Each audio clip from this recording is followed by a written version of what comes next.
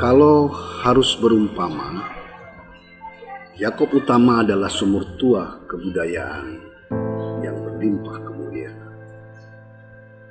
Setiap kali kau menimba, wadahmu selalu dipenuhi air bening yang menjanjikan kehidupan baik di masa datang. Kau tahu air bening itu anehnya berasal dari senyawa tradisi. Ilmu nenteni ala Jawa dengan pengetahuan rasional dari Barat. Keduanya berpadu, saling menjalin dalam racikan tutur kata, perilaku, kepedulian, komitmen, dan eksekusi bisnis yang mumpuni. Kepadaku, ia pernah berkata, kita ini punya modal budaya. Dibandingkan Jepang, kita jauh lebih kaya. Tetapi mengapa Jepang lebih maju? Aku yang tiba-tiba diminta datang ke ruang kerjanya, tergagap-gagap. Tidak menduga akan diajak berdiskusi tentang sesuatu yang kebetulan juga menjadi keresahanku pada awal-awal bergabung dengan harian Kompas di Jakarta. Yakob Utama selalu memilih subjek perkataan secara positif. Dalam tutur katanya, kita paham bahwa yang dimaksudkan dengan pertanyaan tadi ditujukan kepada negara kita.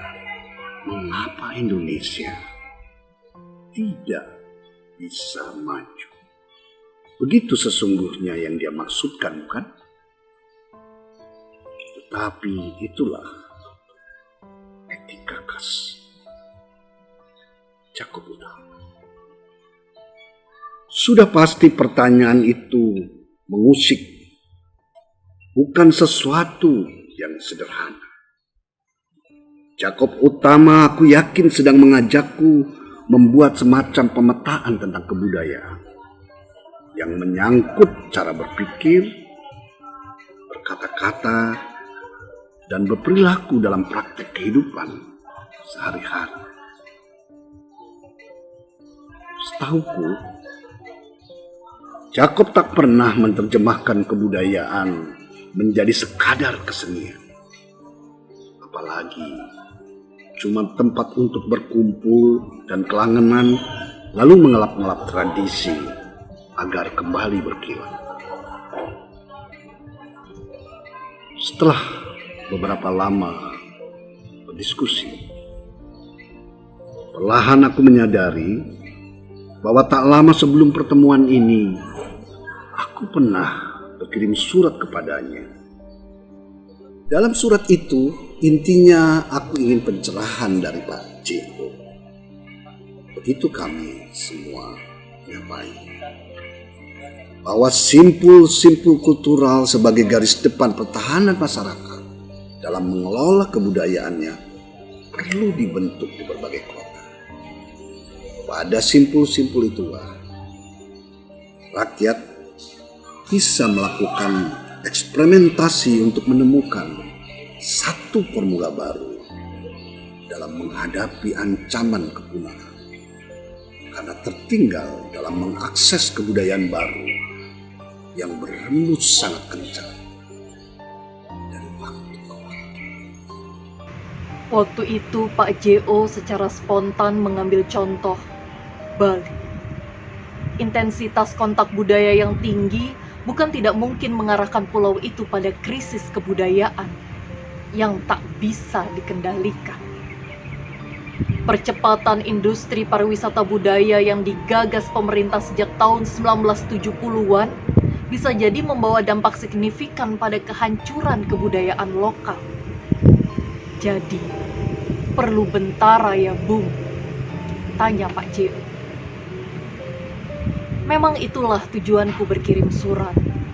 Aku ingat perdebatan panjang telah mulai merebak di tengah-tengah masyarakat Bali, terutama tentang menjual seni sakral kepada turis, sawah-sawah berubah berubah jadi properti, penggusuran rakyat dari tanah-tanah adat, kekurangan air dan energi listrik, serta banyak hal yang seluruhnya substansial dalam tatanan kehidupan masyarakat. Kalau semua untuk turis, lalu sisa-sisanya, bahkan ampasnya mungkin barulah untuk rakyat? Tanyaku retoris. Pak J.O. tersenyum kecut. Ia hanya berucap, jadi begitu ya. Menurut Bung, apa yang mesti dilakukan?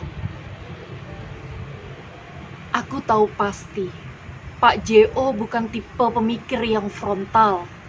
Ia tidak akan memberikan penilaian bahwa pariwisata akan merusak seluruh tatanan kehidupan masyarakat di Bali. Ia hanya ingin, jika toh terjadi perubahan, maka perubahan itu haruslah bisa dikontrol oleh rakyat yang paling bawah. Inilah salah satu alasan mengapa jurnalisme Kompas selalu memberi tempat bagi orang-orang yang tidak bisa menyuarakan aspirasinya, yakni rakyat jelata. Tetapi jurnalisme punya keterbatasan, terutama karena satu isu segera akan ditumpuk oleh isu berikutnya. Karakter media massa yang serba cepat dan ringkas mudah melupakan dan kemudian dilupakan. Selain itu, seringkali jurnalisme berhenti di meja-meja para pengambil keputusan, tak kunjung menjadi kebijakan yang berdampak sampai ke tatanan paling bawah. Oleh sebab itu, jika menginginkan hasil yang menyeluruh dan menukik sampai ke dasar pemikiran dan perilaku, maka pilihannya membangun institusi kebudayaan, di mana rakyat akan memiliki akses leluasa untuk menyalurkan aspirasinya tanpa melalui kontrol media massa dan penguasa. Beberapa hari setelah diskusi itu, Suryo Pratomo yang waktu itu menjabat sebagai pemimpin redaksi Kompas mengutusku ke Bali. Pokoknya, kata Mas Tommy, kami semua memanggilnya begitu, tolong siapkan cikal bakal Bentara Budaya di Bali. Seperti kau tahu kemudian, Bentara Budaya Bali berdiri pada 9 September 2009 dan diresmikan oleh Gubernur Mali Made Mangku Pastika. Bentara Budaya Bali menjadi lembaga kebudayaan keempat yang didirikan setelah sebelumnya Bentara Budaya Yogyakarta 1982, Bendara Budaya Jakarta 1986, dan Bentara Budaya Solo 2003. Sungguh sebuah keajaiban. Lembaga bisnis media punya lembaga kebudayaan sampai di 4 kota. Padahal kau tahu, umumnya di dunia, lembaga kebudayaan itu menjadi tanggung jawab dari negara. Kau pasti akrab dengan sebutan Goethe Haus, lembaga kebudayaan Jerman. Lalu ada Institut Français Indonesia atau IFI, milik negara Perancis. Dan tentunya Erasmus House, milik Belanda. Ada juga Japan Foundation dan Korean Cultural Center Indonesia atau KCCI di Jakarta. Adakah Indonesia memiliki lembaga ini di negara-negara sahabatnya di dunia? Sebelum negara benar-benar sadar betapa pentingnya membangun sebuah pusat kebudayaan, Pak J.O. telah meresmikan Bentara Budaya Yogyakarta pada 26 September 1982 dan sebentar lagi akan berusia 38 tahun. Dalam skala lebih lokal jika dibandingkan pusat-pusat kebudayaan sebuah negara, Bentara adalah utusan untuk melakukan sebuah diplomasi kultural yang menampung dan mewakili wahana bangsa dari berbagai kalangan, latar belakang, dan cakrawala yang mungkin berbeda. Balai ini, seperti dicatat dalam visi misinya, berupaya menampilkan bentuk dan karya cipta yang mungkin pernah mentradisi atau bentuk-bentuk kesenian massa yang pernah populer dan merakyat, juga karya-karya baru yang seolah tak mendapatkan tempat atau tak layak tampil di gedung-gedung pertunjukan yang terhormat. Singkatnya, Bentara menjadi titik temu aspirasi yang pernah ada dengan aspirasi yang sedang tumbuh. Syukur-syukur, pertemuan itu kemudian menjadi sintesa yang mewakili kebudayaan Indonesia di masa kini. Dalam konsep pemikiran Pak J.O., kebudayaan tidak berhenti pada kesenian, sebagaimana telah kukatakan pada awal tulisan ini. Kebudayaan adalah untayan cara berpikir, etika perkataan dan perilaku yang kemudian mengejawantah dalam ekspresi subtil bernama kesenian. Sesungguhnya, ketika kau menyimak tari klasik seperti legong, gandrung, atau jaipong, atau opera tari tradisi seperti arja dan wayang orang, kau sedang mengasah ketajaman hatimu untuk merasakan dan mengetahui karakter sebuah bangsa dari mana kesenian itu berasal. Bukankah itu seharusnya menjadi tanggung jawab dari negara untuk mempresentasikan karakter bangsa di hadapan negara-negara lain di dunia? Daripadanya diharapkan akan lahir hubungan yang harmonis, saling pengertian, dan saling menghormati di antara bangsa-bangsa di dunia. Sekarang, bisakah kau jawab pertanyaan banyak orang?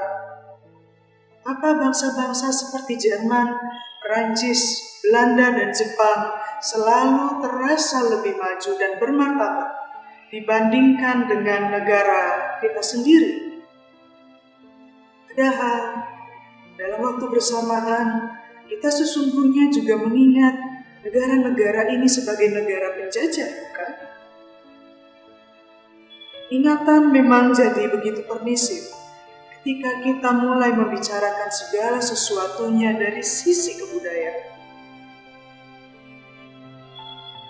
Kau juga tahu, Pak J.O. telah mengambil tanggung jawab dengan mendirikan Bentara Budaya, di mana seharusnya itu menjadi beban negara.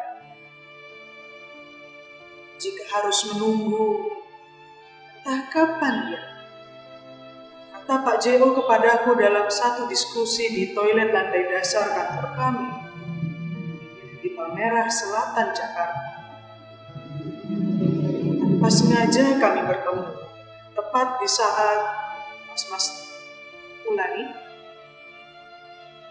Secara tanpa sengaja kami bertemu, tepat di saat Mas Tommy telah mengutusku ke Bali, tetapi belum sempat bertemu Pak J.O. kembali. Selain sapaan basa-basi sebagai seorang teman, Pak J.O. sangat efektif dalam menggunakan kesempatan. Ia bisa berbicara tentang hal-hal besar dan strategis, tetapi tak segan-segan menyentuh kami secara personal. Ketika mendengar aku meluncurkan buku kumpulan cerpen Bunga Jepun pada tahun 2002, Pak J.O. mengutus sekretarisnya untuk mengirimkan tanda mata dukungan kepadaku. Padahal, di tahun-tahun itu, aku bukan siapa-siapa di redaksi Kompas yang dihuni oleh nama-nama besar dalam dunia kebudayaan seperti G.M. Sudarta, J.P. Kristanto, Efik Mulyadi, dan Brerda. Dalam berbagai kesempatan, Pak J.O. selalu mengatakan, puncak tertinggi seorang wartawan adalah buku. Maka itu, ia selalu gembira dan mendukung dengan caranya apabila ia mendengar seorang wartawan menulis buku. Sesudah Bunga Jepun, buku-buku yang aku tulis selanjutnya hampir selalu mendapatkan perhatian dari Pak J.O. Bahkan, melalui Mas Agung Adi Prasetyo yang menjabat sebagai CEO Kompas Gramedia, Pak J.O. memberikan dukungan terhadap peluncuran dan pementasan novelku, Gandamayu, yang dipentaskan oleh Teater Garasi tahun 2012 di Gedung Kesenian Jakarta. Aku tidak sedang berusaha membuat pengkultusan terhadap Pak J.O. Aku hanya sedikit memaparkan pengalaman pribadiku kepadamu. Sesungguhnya, ketika aku pertama kali mendengar kabar kepergian Pak J.O. hari itu, Rabu 9 September 2020, pukul 13.05 waktu Indonesia Barat, aku teringat tokoh Jumena Matawangsa. Ya, tokoh dalam lakon Sumur Tanpa Dasar karya Arifin Senwe. Dalam permenungannya, Jumena mengatakan, "Kalau saya bisa percaya, saya tenang. Kalau saya tidak bisa percaya, saya tenang. Kalau saya percaya dan bisa tidak percaya, saya tenang. Tapi saya tidak percaya dan tidak bisa tidak percaya. Jadi saya tidak tenang. Tapi kalau saya tenang, tak akan pernah ada sandiwara ini." Renungan eksistensial Jumena diterjemahkan secara sederhana oleh Pak J.O. dalam falsafah lumayan bersyukur. Sayangnya, Jumena mengalami krisis eksistensial pada masa tuanya, di mana ia selalu berpikir semua orang berusaha mencuri darinya. Sumur tua dalam lakon Arifin adalah sumur tanpa dasar. Kau tidak akan memperoleh apapun di dalamnya, kecuali kehampaan yang menyiksa. Dan pada galibnya, Pak J.O. menjadi antitesis dari tokoh Jumena dalam lakon Arifin. Pak J.O. adalah sumur kebudayaan yang mengalirkan kelimpahan kemuliaan tidak saja bagi sekitar 22.000 karyawan yang bernaung di bawah Kompas Gramedia, tapi juga bagi negeri ini, negeri yang kau sebut sebagai Indonesia. Kemuliaan telah menjadi legasi paling agung, di mana kau menempatkan harkat dan martabat kemanusiaan di atas segalanya. Dan dalam sumur tua kebudayaan itu, kau bisa singgah kapan saja, lalu meneguk airnya yang dingin. Kesejukan itu akan mengalir sampai jauh, melampaui riwayat kita masing-masing. Saya Nyoman Nuarta ingin ikut menyampaikan rasa duka cita kami yang mendalam atas berpulangnya Bapak Yaakob Utama. Di mata kami, beliau adalah seorang tokoh pemersatu bangsa melalui surat kabarnya Kompas. Dengan berita-berita yang menyejukkan dan bisa diterima oleh semua golongan yang ada pada masyarakat kita. Semoga beliau mendapat tempat yang terindah di sisinya.